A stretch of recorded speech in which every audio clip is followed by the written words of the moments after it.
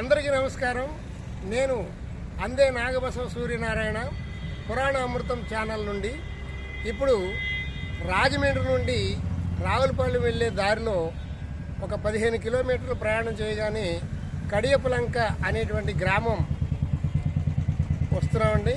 ఇక్కడ హరిహర టెంపుల్స్ చాలా అద్భుతంగా ఉన్నాయి. ఇది విష్ణు దేవాలయము, దాని ప్రక్కనే శివాలయం ఉన్నది. చాలా అద్భుతంగా ఉన్నాయి. లోనికి వెళ్ళి దర్శనం చేసుకుని వద్దాం రండి. ఇది సాయిబాబా టెంపుల్ అండి, ప్రక్కనే ఉన్నది. ఓం సాయి దేవాయ నమః.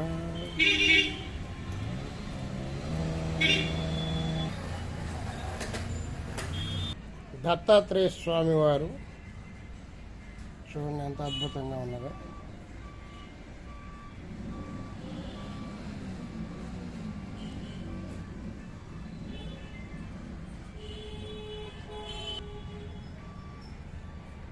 శ్రీ మహావిష్ణువు ఆదిలక్ష్మి పాదసేవ చేస్తూ ఉన్నటువంటి విగ్రహం. ప్రక్కన నారద మునీంద్ర వారు ఏదో చెప్తున్నారు భూమిలోకం గురించి.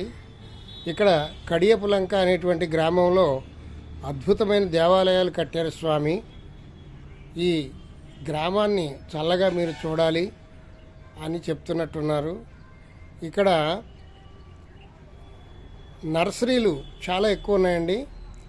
ఇక్కడి నుంచి వివిధ రకాలైనటువంటి మొక్కలు ఇతర రాష్ట్రాలకి దేశాలకు కూడా వెళతాయి. ప్రపంచ ప్రసిద్ధిగాంచినటువంటి గ్రామం అండి ఇది కడియపులంక. విష్ణు దేవాలయం చాలా అద్భుతంగా నిర్మించారు. లోనకి వెళ్దాం రండి. చూడండి ఆలయం ఎంత బాగుందో. లోనకి వెళ్ళి స్వామివారిని దర్శిద్దాం రండి. కడియపులంకలో ఉన్నటువంటి హరిహర దేవాలయ సముదాయము.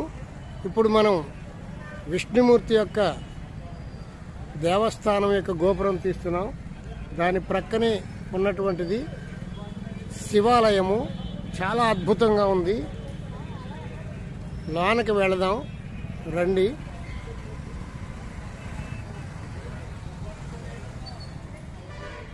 శిల్పాలు ఎంత అద్భుతంగానూ ఉన్నాయి చూడండి.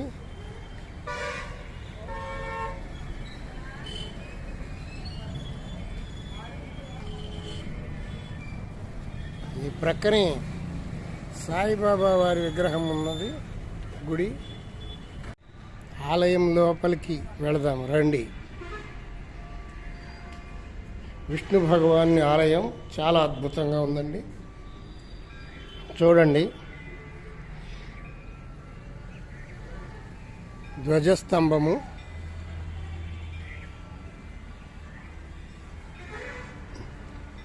బలిపీఠము.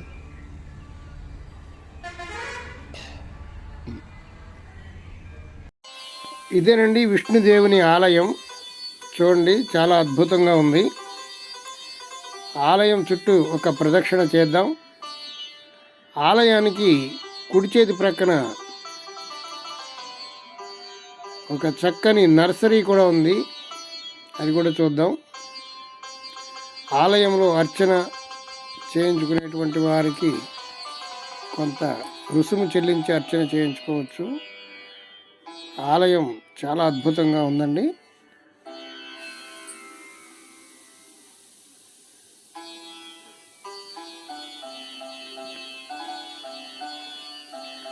ఆలయం చుట్టూ ఒక్క ప్రదక్షిణ చేద్దాం.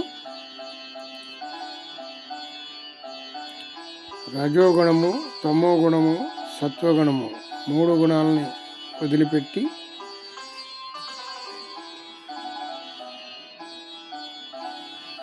మాకు సద్గతిని ప్రసాదించమని ఆ విష్ణుమూర్తిని వేడుకొందాం. చూడండి నర్సరీ ఎంత బాగున్నదో. అది దూరంగా కనపడేటువంటిది పూల మార్కెట్. ఇది కడియపులంకలో ఉన్నటువంటి విష్ణుమూర్తి ఆలయం. దీని ప్రక్కనే శివాలయం ఉంటుంది. చాలా అద్భుతంగా ఉంటుంది. లారీల మీద మొక్కలను ఎక్కడికో ఎగుమతి చేస్తున్నారు.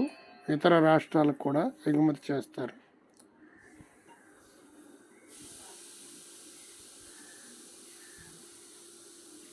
ఆ దూరంగా కనపడేటువంటి పెద్ద బిల్డింగే పూల మార్కెట్.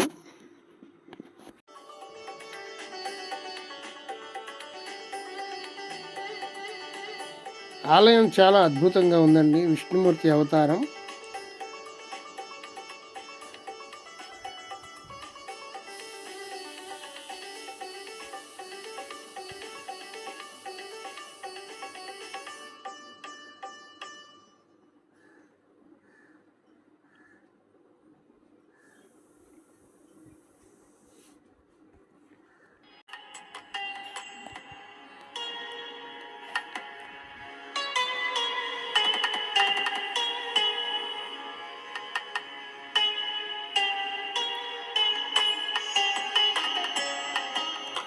ఓం నమో వెంకటేశాయ.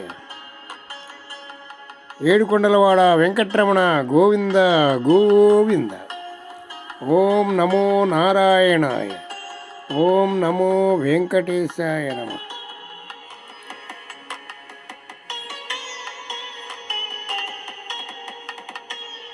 గోపురం చాలా అందంగా ఉంది.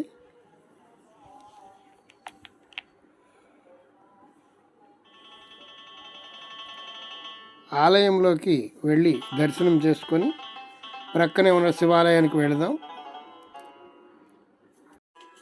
కడియపు లంకలో ఉన్నటువంటి హరిహర క్షేత్రం అండి ఇది. శివుడికి విష్ణువుకి భేదం లేదు అని నిరూపించినటువంటి గ్రామం ఇది. శివాలయము విష్ణు ఆలయము రెండు ప్రక్కనే ఉంచారు. ఇద్దరూ ఒకటే అనేటువంటి భావన. దశావతారాలు కూడా ఇక్కడ శిల్పాలు ఏర్పాటు చేశారు. శివాలయంలోకి వెళదాం రండి. ఇంతకుముందు విష్ణు ఆలయంలోకి వెళ్ళాం కదా, ఇప్పుడు శివాలయంలోకి వెళదాం. ఈ శివాలయం చాలా ప్రత్యేకత కలిగినటువంటి శివాలయం అండి. శ్రీ అపర్ణ సమేత అనంతేశ్వర స్వామి వారి పంచాయనత క్షేత్రం ఇది. ఇక్కడ శివునికి అభిషేకం చేస్తే కోరిన కోర్కెలు 41 రోజుల్లో తప్పనిసరిగా తీరుతాయని స్థానికులు చెబుతూ ఉన్నారు. చాలామంది మేము అనుభవించాం, మా కోరికలు తీరాయి అని ఇక్కడికి వచ్చి అభిషేకాలు చేస్తున్నారు. ఇక్కడ అభిషేకాలు ప్రత్యేకంగా చేయిస్తూ ఉంటారు.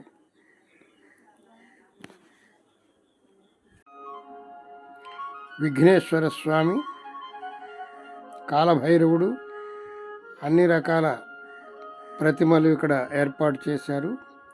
ఇక్కడ చూడండి, రావి చెట్టుకి నమస్కరిస్తే పూజ చేస్తే చాలా శుభం జరుగుతుంది. కానీ ఇక్కడ ఒక విషయం మనం గుర్తుపెట్టుకోవాలి. రావి చెట్టుకి ఎప్పుడైనా సరే పూజ చేసేటప్పుడు సూర్యభగవానుడు ఉండగా మాత్రమే రావి చెట్టుని ప్రదక్షిణం చేసి నమస్కరించాలి. సూర్యాస్తమం అయిన తర్వాత ఎట్టి పరిస్థితుల్లో కూడా రావి చెట్టుకి నమస్కారం చేయకూడదు, రావి చెట్టు చుట్టూ ప్రదక్షిణలు కూడా చేయకూడదు అని శాస్త్రం చెప్తుంది. రావి ఆకులు వైద్యంలో కూడా ఉపయోగిస్తారు. రావి చెట్టు చాలా ఆరోగ్యకరమైనటువంటి వృక్షం. ఆలయంలోకి వెళదాం రండి. శివాలయంలోకి. శివాలయం చాలా అద్భుతంగా అందంగా ఉంది. కాలభైరవ దర్శనం అయింది మనకి. అలాగే శివుడు చాలా ప్రత్యేకంగా ఉన్నారండి. ఇక్కడ శివలింగం చాలా ప్రత్యేకంగా ఉంది. ఓం విఘ్నేశ్వరాయ నమః. ప్రథమ గణపతి, విఘ్నాలను తొలగించి మమ్మల్ని చక్కగా కాపాడేటువంటి గణపతికి నమస్కారం చేసుకొని ధ్వజస్తంభానికి కూడా నమస్కరించుకొని ఆలయం చుట్టూ ఒక ప్రదక్షిణ చేసి, వాస్తవంగా 3 సార్లు ప్రదక్షిణ చేయాలి. 3 సార్లు ప్రదక్షిణ చేసిన తర్వాత ఆలయంలోకి మనం ప్రవేశించి ఆ మూల విరాటుని సందర్శనం చేసుకొని నమస్కరించుకోవాలి. చూడండి, చాలా అద్భుతంగా ఉంది ఆలయం. చాలామంది జనం లైన్లో నుంచున్నారు. అక్కడ పంతులు గారు అభిషేకం చేస్తూ ఉన్నారు. చూద్దాం. అర్ధనారీశ్వర ప్రతిమ చూడండి ఎంత బాగుందో గుడి. ఆలయంలోకి వస్తే మనసు ఎంతో ప్రశాంతంగా ఉంటూ ఉంటుంది. ఆలయంలో ఉన్నటువంటి పాజిటివ్ ఎనర్జీ మనలోకి ప్రవేశిస్తూ ఉంటుంది. ఈ ప్రహరీ గోడ చుట్టూ కూడా నందులు ఏర్పాటు చేశారండి. ఇదొక ప్రత్యేకతగా ఉంది. ఇక్కడ నందీశ్వర ప్రతిమలు చాలా ఏర్పాటు చేశారు ఆలయం చుట్టూ. ఆది దంపతులు పార్వతీ పరమేశ్వరులు.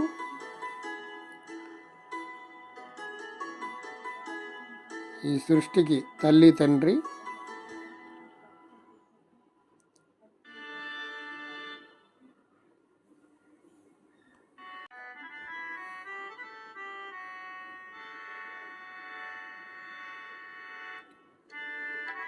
ఆలయం చుట్టూ ప్రదక్షిణ చేసామండి. ఇప్పుడు ఆలయంలో ఉన్నటువంటి మూల విరాట్ను కూడా సందర్శనం చేసుకుందాం.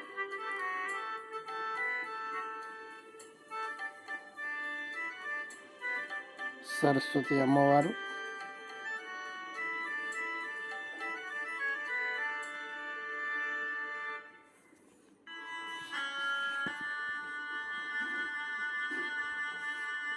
ఇక్కడే పార్వతీ అమ్మవారు కూడా ఉన్నారు. ఆమెను కూడా దర్శనం చేసుకొని శివాలయంలోకి వెళదాం.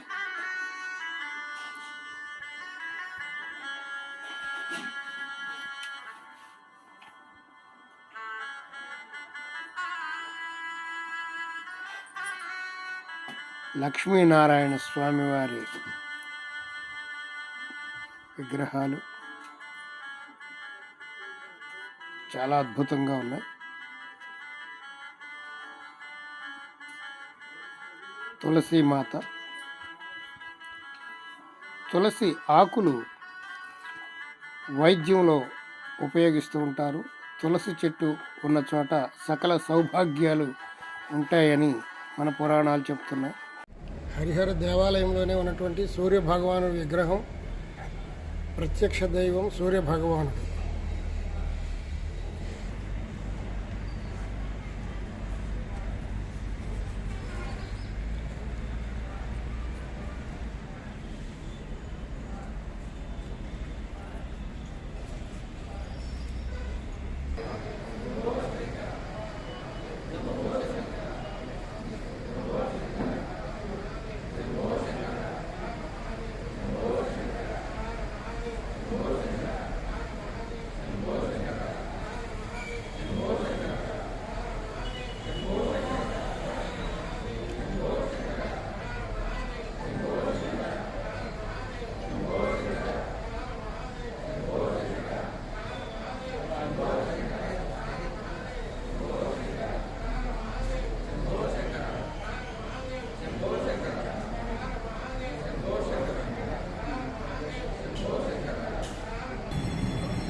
శివాలయం ప్రక్కనే నాగేంద్ర స్వామి వారు ఉన్నారండి.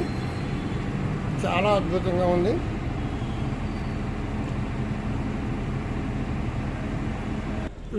చూశారు కదండి హరిహర దేవాలయం.